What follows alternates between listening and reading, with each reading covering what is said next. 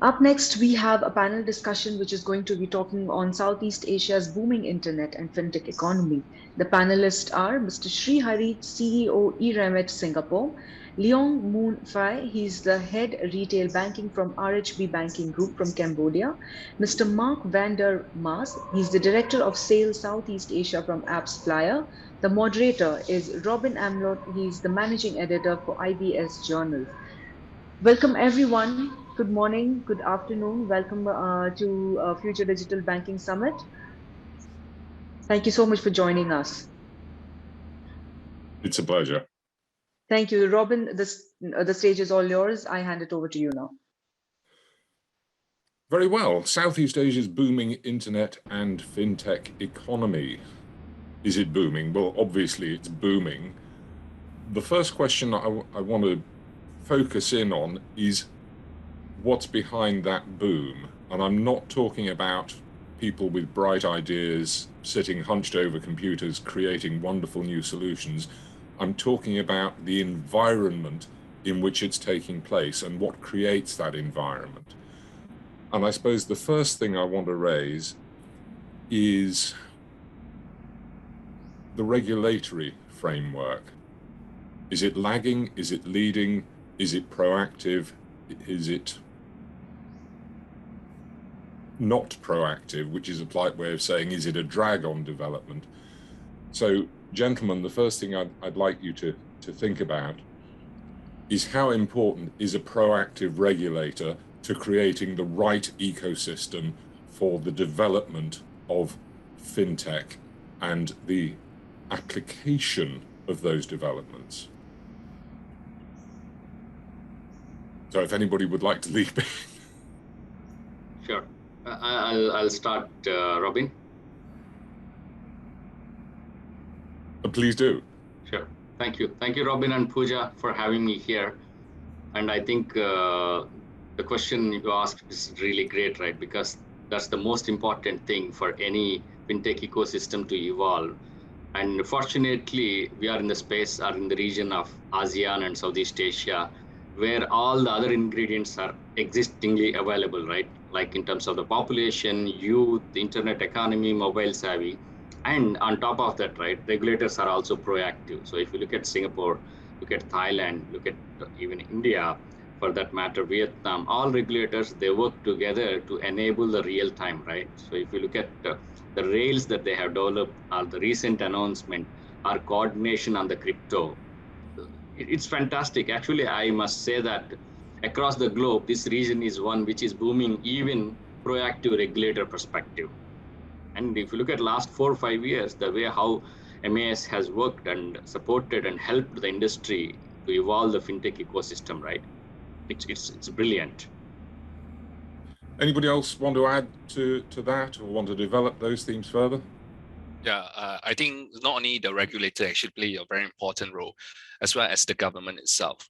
Like for example, in Malaysia itself, the government actually seems to be actually proactively encouraging the consumer to actually to adopt e-payment. You know, that will be actually helping us to actually establish a better ecosystem. So this itself will help the entire the tech ecosystem to be more matured as well as established. The other point that right from the top down, as it were, that has to be got right is funding, is a dynamic funding environment, a dynamic set of venture capitalists. Now, obviously, the region does not exist on its own. We have a global venture capital ecosystem, and there is money funneling into Asia and into Asian countries from around the world, notably Europe and the US, where there are active venture capitalists who are looking for global opportunities. But funnily enough, there's also money coming out of the region and going into Europe and the US. I'm thinking of the likes of Temasek. But does anybody have any thoughts on the venture capital theme in Asia? Is it active enough? It should more be being done to foster the fintech economy by local venture capitalists. Does anybody have any thoughts on that? Well, I guess I could start. I think, first it's really exciting to see how much more accessibility there is to financing in Southeast Asia. Years ago, I think one of the main struggles for a lot of entrepreneurs, startups, people with ideas was lack of access to funding. And it makes it very difficult to scale and to grow to a place where you can become a sustainable business. I think last year alone, there was more funding across Southeast Asia, especially into fintech solutions, compared to the last 3-4 years combined, right? So it's really encouraging to see the amount of money being made accessible to companies here that enables that growth. And I think that is only going to continue growing over the coming years. How much of that money is being wasted, though? And I don't mean that unkindly, but the sad truth about venture capital, of course, is that if you operate as a venture capitalist, you're looking at a high percentage of failure, and what makes up for the failure is the one super success that makes it all worthwhile. The problem is, of course, you don't know which one is going to be that super success, which one is going to take off. And I think, not to pour a bit of cold water, but to put a bit of reality into what's happening in venture capital around the world, and I'm sure you'd agree with me, there is a huge amount of money going into fintech around the world, and I wonder whether valuations are a little bit toppy in some of the markets, the US, for example, and also in Europe. But is it all going to be made up for? Success is a lagging indicator, of course. We don't know. Nobody knows. Of things that are being funded now, we won't know for 5 years, effectively, what's going to be a success and what's not, and what's going to touch consumers and corporates and be adopted. Well, I think what's also different now is the distribution of the stage of that funding. In the past, it was mostly mid to late stage funding that was difficult to access. A lot of early stage, pre-stage funding was a little bit more available.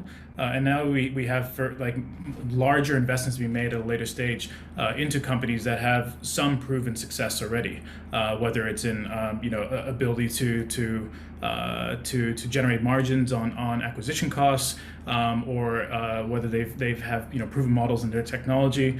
But I think that may offset some of that risk. But of course, with any investment, there's always an inherent risk. So as to the question, how much of that is being wasted? I don't think I can answer that. But I think from a marketing perspective, it's always important to know and to be able to measure how you're spending that money, and that's kind of the perspective that we come from our company. That's what I could speak to on this. Srihari, do you have any thoughts on that as another? I agree what Mark has mentioned, Robin, but my personal view is, I think in terms of the valuations, definitely I think I'm not sure we are able to find a justification and reason for some of the organizations. But what you rightly said is also the cost or the loss or leading it to the output, right? Because, for example, out of 100 fintechs or 100 startups, if 1 or 2 remain successful, if they are going to bring the change, value, cost efficiency, all those things to the customer, seamlessly services able to provide, I think that's futuristic. The way how I see is, even if it is 1 or 2, ultimately become successful and consolidation will happen, M&As will happen, which I just want to add, 2022 in my personal view is going to be a game changer in the fintech space. And personally, I believe big M&As are coming along the way, which we can see in US and as well as in Asia also. So if you just touch base on the digital banks, 2 years before, 3 years before, across globe, right? The valuations what used to be versus now, if you look at it, after multiple funding rounds, there are lower downs of the valuation, right? So it's very interesting, I think, 2022. Okay, you've introduced the concept of the digital banks and digital banking. Banking itself is changing, and changing faster than I think at any time since somebody first started putting fake Greco-Roman pillars in front of buildings because they wanted to demonstrate solidity and soundness to their potential customers. We have a banker on the panel. So I'm putting you on the spot. How do you see the banking industry changing? What changes have you seen in the last couple of years? What changes do you expect to see in the next couple? Yeah, thanks for the question, Robin. So basically, in perspective of that, like my bank itself, almost 80% of transactions actually perform on digitally, and 20% is on brick and mortar. So for me, I look at it, digital banking is very important. But at this moment in Southeast Asia, I don't think digital banking can be grow tremendously fast. Except for they need to collaborate, between the digital and the brick mortar. They need to actually synergize between both of them, because banking is talking about trust. Trust is very, very important. So we're leveraging on the existing banking network as well as digital banking. Then it will definitely able to bring the bank into the next level itself. So we depends on both the existing plus the new technology, and definitely the bank will actually go to the next era. You say digital banking's not going to grow massively, but the market opportunity in Asia to grow is significant. If we look at, for the sake of argument, Europe or the US, the vast majority of the bankable population is banked. They have access to banking services. Is it not the case that in Asia, that number's almost reversed? There is a majority of the population still either unbanked or underbanked. Is that not a digital opportunity? You mentioned that the unbankable customer is actually in Asia is slightly different compared to other continents. Basically, they are more uneducated.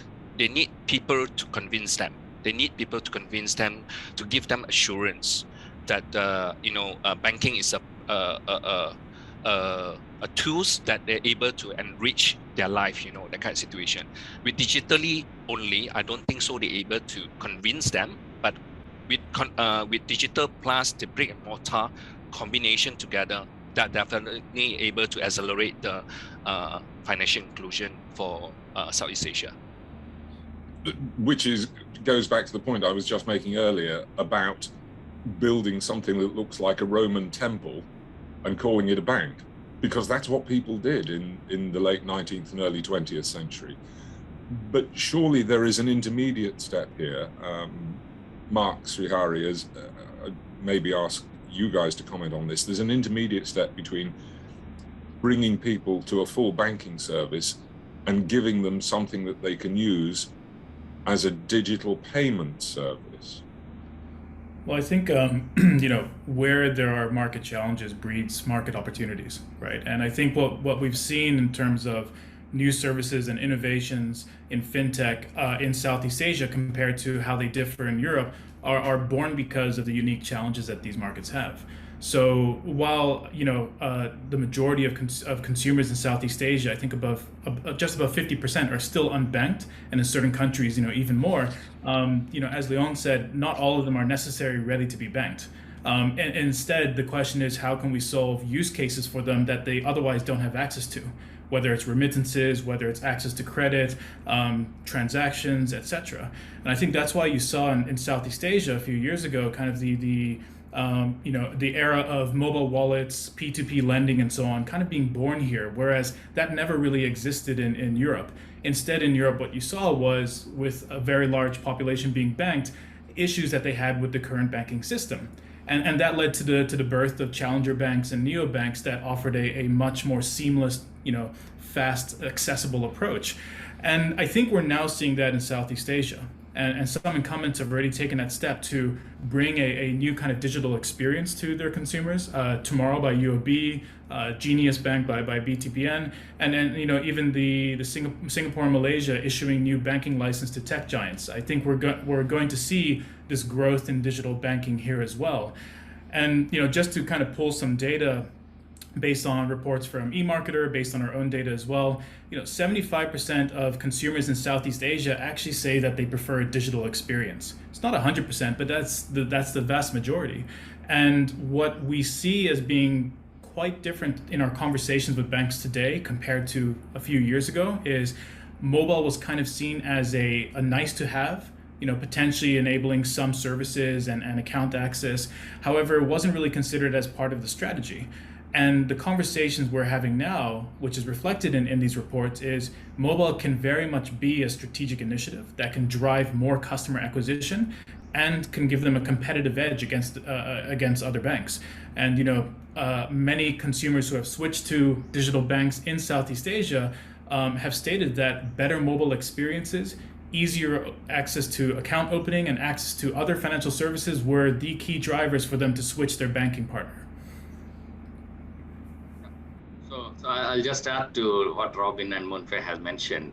I'll go back to fundamental, right? Banking is simple. Banking is not complicated, right? It's about funding and lending. So along the way, I think there are so many complications were involved and infused by certain players, right? Ultimately, whether you are a digital bank or a traditional bank, what I need money for my growth stage, different stages of life, and I need some tool for me to perform the transactions from the time I wake up before I go to the bed. That's it, right? Nothing else. And the most important thing is trust and safety.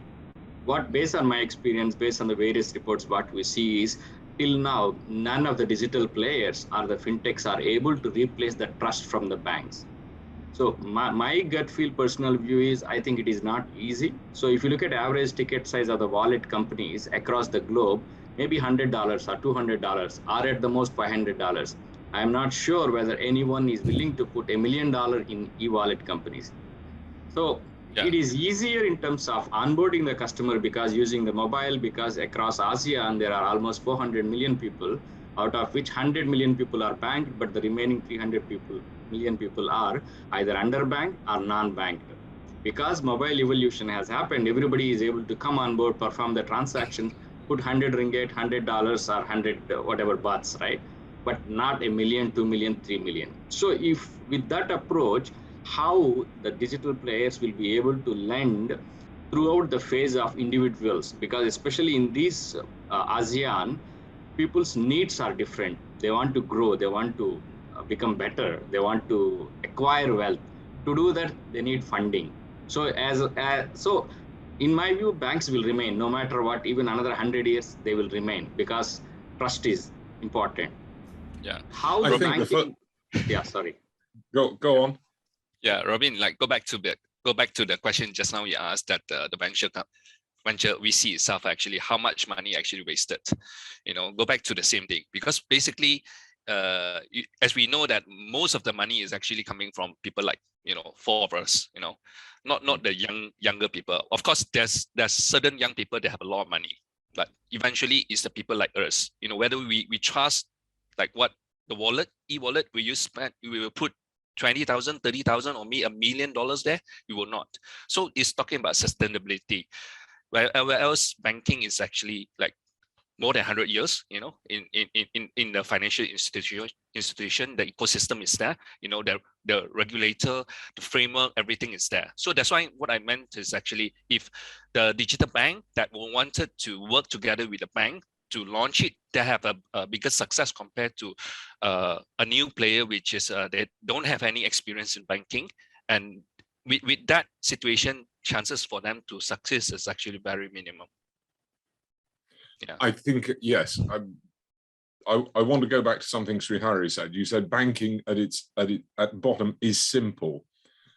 I'd go further than that and say that the basic services we're talking about when you talk about banking being simple, if banking is exciting, you're doing it wrong. Yeah, totally agree. Totally agree. But let's focus on where the opportunities are then. We have a banker, we have two tech players in the discussion.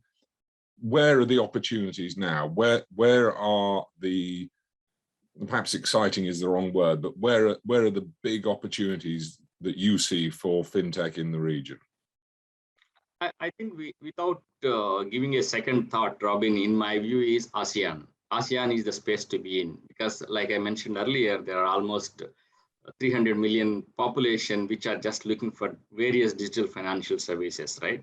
depending on which stage of life one individual adult is in, whether do they require funds to build their house, or do they require funds to start their business, or do they require funds for their children's education, or they want to, so on and so forth, right? So, and then everyone has either one or two mobiles in some of the countries. So fintechs are deeply connected. If you look at all these regions, they already have eKYC, which is digitally you are able to onboard the customer within less than 5 minutes.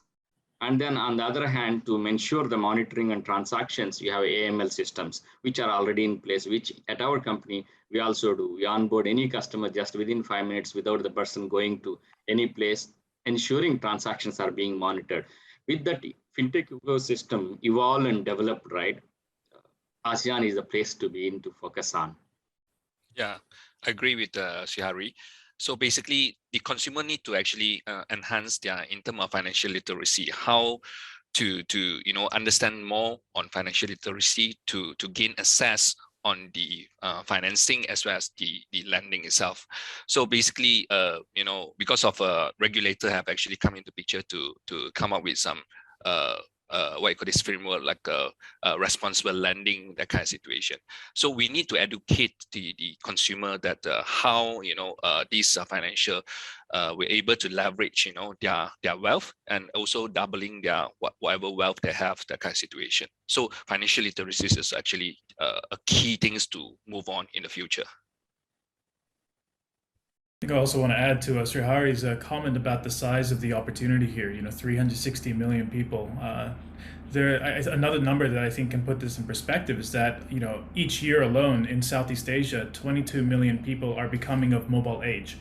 So every year you have 22 million new consumers that are looking for banking services, finance services, etc. And that is a consistent source of users for anybody who's in this space. I think also with financial literacy, there's still a very large gap here, but there's also a very large growing middle class that is developing financial literacy. And what they have faced in the past is lack of access to other financial services that they never thought about 5, 10, 20 years before. Right? How many consumers in Indonesia had access to a stockbroker and could trade international stocks in real time 5 years ago compared to now? And so I think there's increasing demand for access to additional financial services aside from banking, from that growing middle class, from that growing literacy, financial literate consumer base. Well, you said that there's a gap in financial literacy. I suppose one way of responding to that immediately is saying, where there's a large gap, there's a large opportunity. Yeah. Yeah, that's why. That's why we have few companies that in Southeast Asia is called Jinisu Gobear, which is they are online financial aggregator that providing a lot of information, educate the consumer on the financial literacy. So they are actually working very closely with the FI to help these all unbanked customer to become a banking customer itself. So there is definitely is a big opportunity, because sometimes especially the uneducated customer, they need some what you call is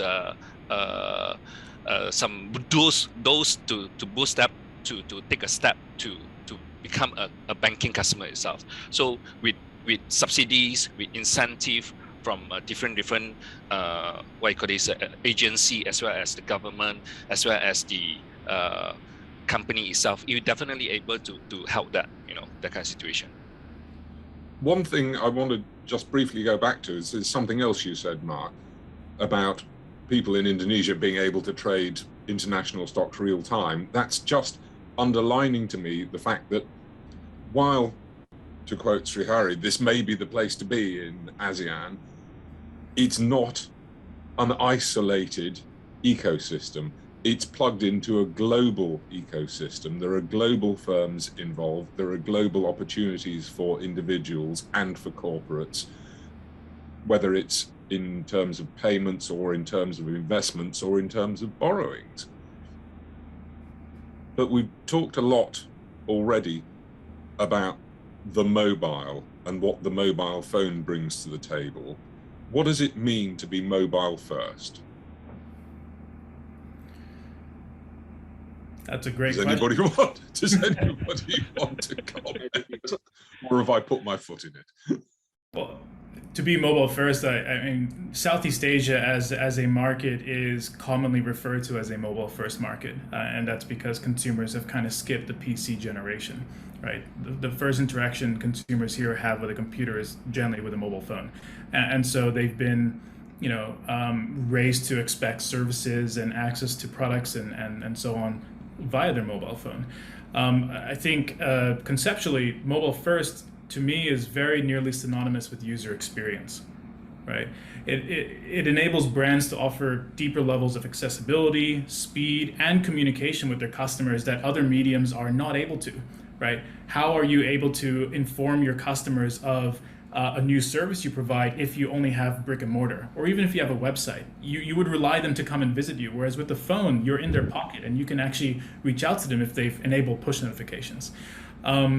But it also offers brands and companies a lot of opportunities as well. Opportunities to save on costs, opportunities to upsell and cross-sell, to onboard customers into new revenue drivers for them. So, I think mobile first is really is very much a strategy. It's very much aligning with user experiences, because great user experiences can drive business value.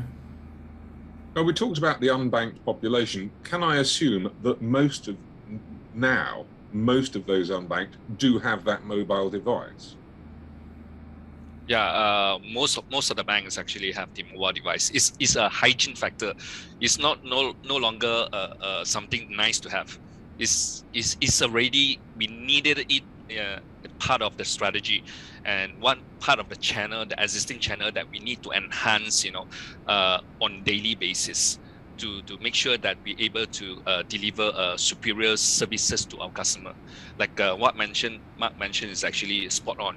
That without mobile itself, we can't actually give real-time information to our customer by asking them to come and visit to the branches. The brick and mortar is actually the chances is actually pretty slim compared to using the mobile device as our tool to actually deliver message, as well as a cross-sell, upsell, etc. Well, looking at it from the consumer point of view, the point that's often made to me in Europe and in the US is that customer expectations are for their financial institution to be as proactive, as responsive, and as efficient as the likes of Amazon. And if they can't deliver goods in the same way, if they can't service in the same way, I'm not interested. What are customer expectations in the region? There's a deep breath being taken there, I think. I'll take that question, Robin.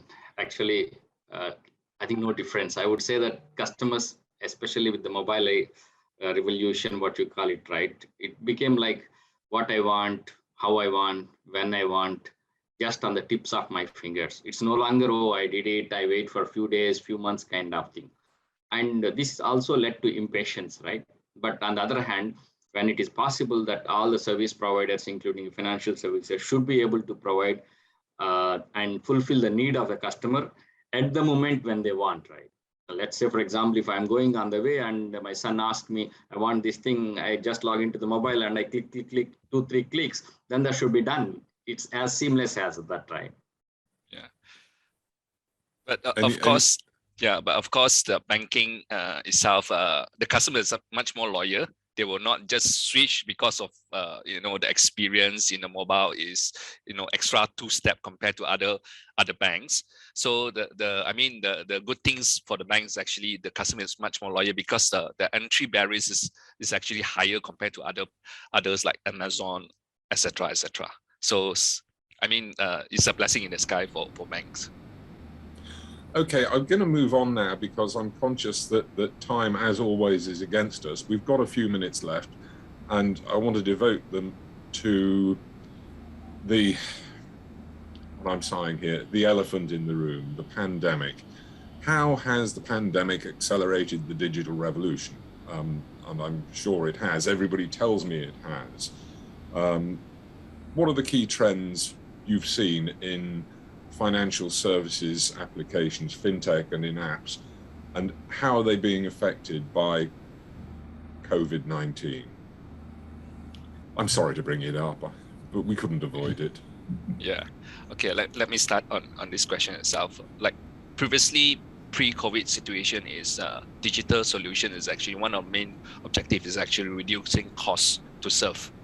But after post-COVID itself, it's no longer reducing cost to serve. It's actually to make it a basic or as a need itself to make sure that our consumer able to access the banking financial banking services during the lockdown, during the situation which is customer can't able to actually access to the branches itself. So become a needs already. So when this thing happen, we have a real situation, which is a few of our customers actually daily basis they will go to branches, but due to the lockdown itself, they have no choice to actually make transaction in the mobile.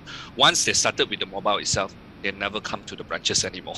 So the behavior actually totally changed from, you know, they know that the importance as the easy accessibility on the mobile, they no longer appear in the branches itself. So this is the real situation that we are facing. So definitely COVID situation have actually accelerate digital adoption for all industry itself. I think it's always great to kind of back up hearsay with actual data, right? And what you've heard, Robin and Leong, what you've just said is absolutely backed by data. And for us, when we look at you know our data across 2021, we saw about a 65% increase in installs in the finance category alone, just within 4 quarters. We also saw a 300% increase in remarketing. So banks and finance applications are, you know, using this opportunity to start communicating more with their customers, informing them of what they have to offer. So definitely we see that there has been a significant increase in mobile adoption across all financial services. We've seen an increase in marketing budget being spent on acquisition and on remarketing. I think Southeast Asia accounted for almost 10% of global finance ad spend, which is incredible considering the size of this region. So definitely backed by data. It's not just hearsay, Robin. I will add to what Leong and Mark has said, right? I think without any doubt, COVID-19 has helped in 3 ways, right? One is non-digital guys, they transformed themselves to become a digital savvy. That's one massive opportunity. Second thing is, historically, because of some companies are operating only just digital app, they don't have any physical footprint or distribution point. For example, for us, they're 100% digital app only. We see tremendous multi-folded growth post-COVID. So either that way or this way, at the end of the day, entire customers have moved and adapted significantly to accelerate. Yeah, we are seeing internally significant transactions growth. Which brings me to the next question. What does a modern financial institution look like? Does it look like a bank, or is it something that is multicellular, if I can put it that way?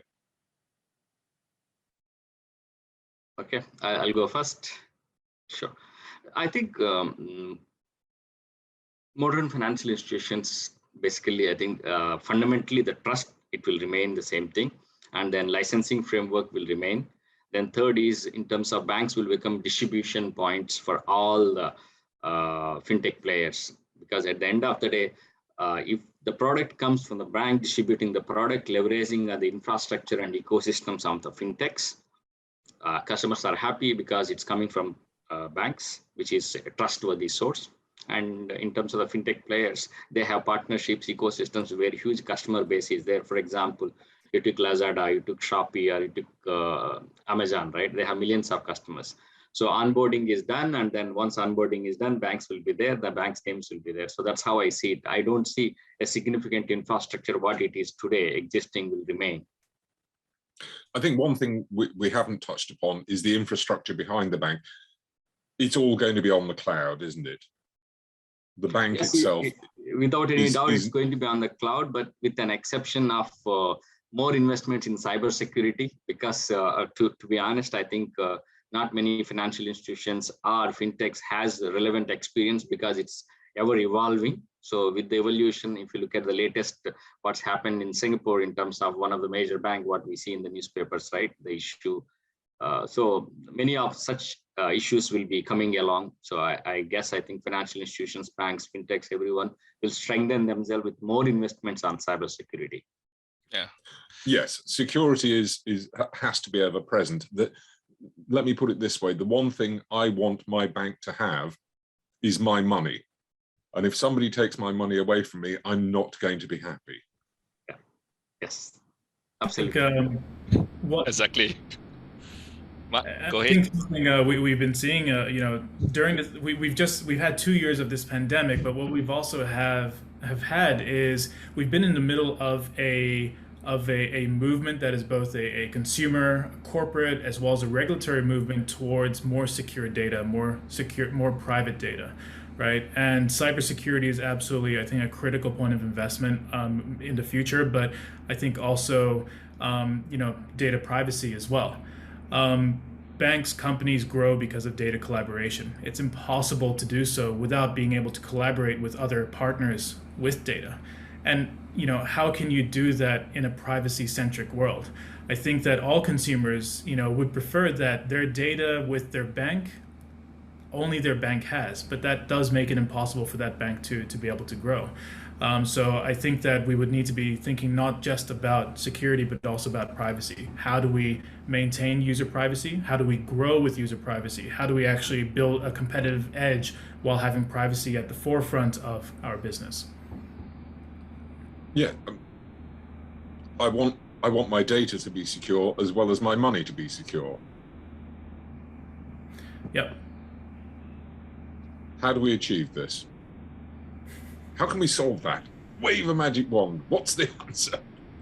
Yeah, going back to the banking itself, that there is so many frameworks, so many risk mitigation. Every single thing that we have, we need to venture into it for bank itself. We have to go through so many committee itself to scrutinize, in perspective on the data privacy, in terms of the solvency of the the bank itself, to make sure that anything happen, we still have the money to pay to generate back to the consumer itself.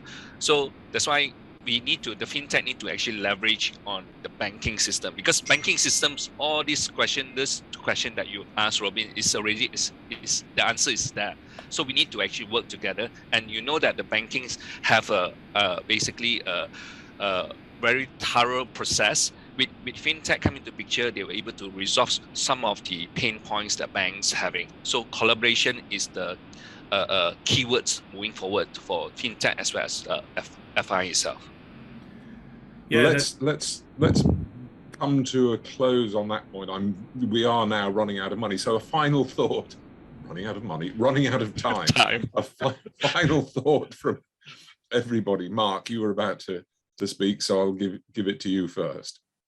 Yeah, I was going to raise a point on Leong's last statement there, but actually, as a final thought, I think what I would say is, a lot of people have been talking about how the pandemic has accelerated a lot of this growth, and the question is, will this be sustained, right? Will we see continued growth in Southeast Asian economy, in finance and fintech and other services? And to be honest, I think we're only just at that inflection point. I think that the growth we're going to see in this region is going to continue to scale exponentially. And it's an incredibly exciting time to be in Southeast Asia right now for anybody in technology, anybody in finance and fintech and banking. So I think that's what I'll leave this with. Srihari? Okay, I have just 3 words, Robin. 60 billion revenue opportunity, ASEAN. Collaboration between fintechs and banks is the way to go. And finally, from our banker. Echo what Mark and Srihari saying, that combining 2 is the perfect. In which case, thank you very much for your time, gentlemen all. And I think we've run out of ours. Thank you so much for your time. Gentlemen, thank you so much, Leong, Srihari, Mark, and Robin. Robin, thank you so much for moderating the panel so well. We'll keep in touch with you. As of now, we do not have any questions from the audience, but we'll definitely keep in touch with you if there is anything coming in. We'll connect. We've battered them into submission. Yes, we will connect you offline. Thank you so much for your time. Have a lovely. Thank you, Pooja, Robin, and everyone. Thank you. Thank you, everyone. Bye. Stay safe. Take Thank care. you very Bye-bye. much.